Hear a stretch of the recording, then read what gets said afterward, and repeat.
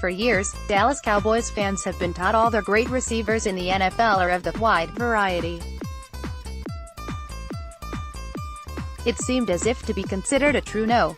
One receiver, he must play at either the X or Z receiver position outside. And while the reality of that in today's NFL has changed considerably, the narrative remains the same to many. It's this outdated narrative that causes many of us to undervalue a truly invaluable position, the wide receiver, aka slot receiver. In case you haven't noticed, the Dallas Cowboys just let their longtime slot weapon, Cole Beasley, leave in free agency. While life without Beasley doesn't have to be a bad thing, it does leave a huge hole in this offense that will need to be properly addressed if the Cowboys hope to improve in 2019. Slot receiver is arguably the most impactful receiver position in the NFL. On the Dallas Cowboys, no position led to more expected points last year than that Y spot. That's right, in 2018 no player put the Cowboys in better position to score points than the recently departed Bees. Passing to a slot receiver is on average worth more expected points than passing to an outside receiver. Calling a slot receiver, who only scored 3 touchdowns on the season, the most impactful may sound absurd, but anyone who understands EPA knows that it's not always the guys posting gaudy stats that are helping the team the most. Using historical data, plus in-game context, we can determine which players helped the offense score points and which ones just looked good in fantasy football. If you're unfamiliar with EPA, I invite you to read what EPA tells us about the 2018 Dallas Cowboys offense. Note, what this is not saying is that Cole Beasley is better than Amari Cooper or Michael Gallup or anyone for that matter. It's saying the slot position is often a more consistently impactful position than outside receiver. There are 3 obvious advantages to lining up in the slot position. Break options. Lining up on the outside, a receiver is limited in route options because the sideline basically takes away 50% of his potential directions. In the slot, the receiver can literally go any direction and run any route because the sideline isn't there to cage him in. This makes him nearly impossible to cover in man coverage. Competition faced, typically teams employ their top cornerbacks on the outside, because the stakes are higher. While some CBs will travel inside to the slot, most do not, meaning rarely do slot receivers face top-notch CBs and oftentimes it's the no. 3 CB they match up against inside. Can you say, mismatch? Proximity to the passer. On passes to the outside, windows are smaller and air yards are typically greater. Passing to the slot it's the opposite. For the reasons listed above, break options and competition-faced, slot receivers also enjoy more separation per route than outside receivers. This means it's easier to get them the ball. Elite receivers playing inside, it's the above inarguable advantages that have led many NFL teams to move their bona fide number 1 wide receivers inside to the slot. That doesn't mean they play exclusively out of the Y, it just means when the offense goes 3 wide, 11 personnel, teams often place their top receiving weapon in the top play-making receiver position. Last year, Football Outsiders charted how the NFL's top receivers split time between slot and wide and tracked their impact accordingly. Number 1 receivers like Michael Thomas from the Saints, Odell Beckham Jr. from the Giants, now with the Browns, Juju Smith-Schuster from the Steelers, Keenan Allen from the Chargers, Adam Thielen from the Vikings, T.Y.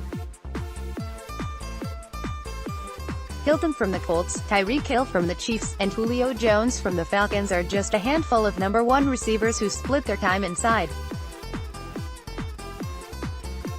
And not just a few snaps a game, but they consistently moved inside when in 11 personnel. Separation advantage. Pro Football Focus addressed this same thing last season. Eric Eager and George Charori pointed out that passing to a slot receiver is on average worth more expected points than passing to an outside receiver. Why might that be? Because on average they have greater separation than anyone else. They are easier to get open, easier to pass to, less air yards needed, and more likely to convert. Teams have been seeing this and adjusting accordingly. If it's 3rd and 6, the Falcons are inclined to go 3 wide and move their best weapon, Julio Jones, inside where he's virtually uncoverable. He may not be the big play threat he is on the outside, but he's considerably more likely to convert that 3rd down, extend the drive, and collect maximum expected points in the process. It is still valuable. This doesn't mean you can just mail in the outside receiver spots. Outside receivers are still the best big play threats on the field.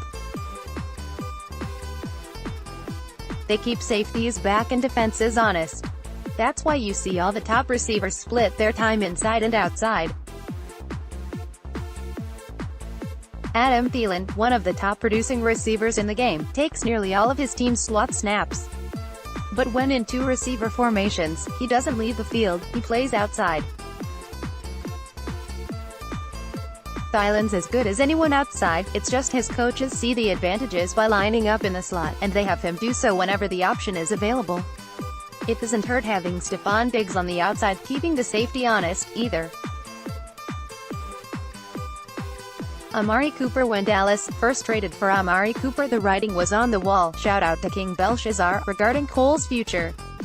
With the way the NFL was using elite receivers inside, I spoke of the likelihood of a Beasley departure and Cooper being the primary fix. See flashback article below. Last season Coop only played around 13% of his snaps at the slot, down from his career averages.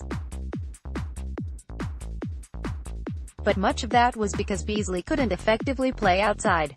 So in order to keep the best 3 receivers on the field, Coop essentially needed to play outside.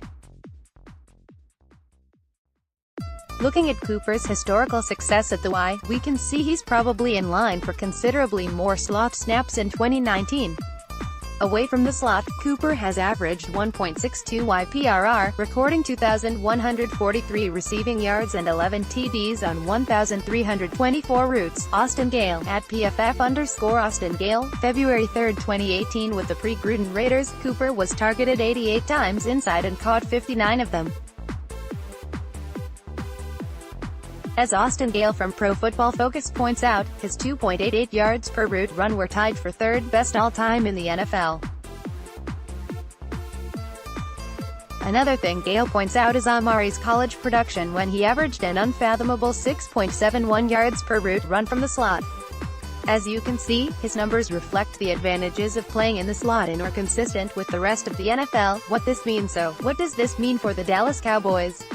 It means that Cole Beasley's production from the slot is too important to be trusted on an unproven weapon like a rookie draft pick. NFL teams have been using their number 1 receivers inside for quite a while, and it's probably time for the Dallas Cowboys to catch up. Clearly, moving Amari inside for these all-important slot snaps comes at a cost. The outside, and finding players capable of taking those outside snaps when Amari's at the Y is still something that needs to be addressed. Lucky for us, the Dallas Cowboys have plenty of time and resources to do so. Cooper, together with Allen Hurns and Cedric Wilson, are more than capable of filling the void left by Cole Beasley inside. How this plays out in Kellen Moore's offense is anyone's guess, but Cooper's ability inside gives them a huge advantage as long as they use him like the rest of the NFL uses their no.1 receivers. Next, how Randy Gregory's suspension impact the Cowboys' draft plans. Don't underestimate the importance of the slot receiver in the Dallas Cowboys offense. Cole Beasley is replaceable, and even upgradable, as long as the Cowboys use their different weapons to their fullest.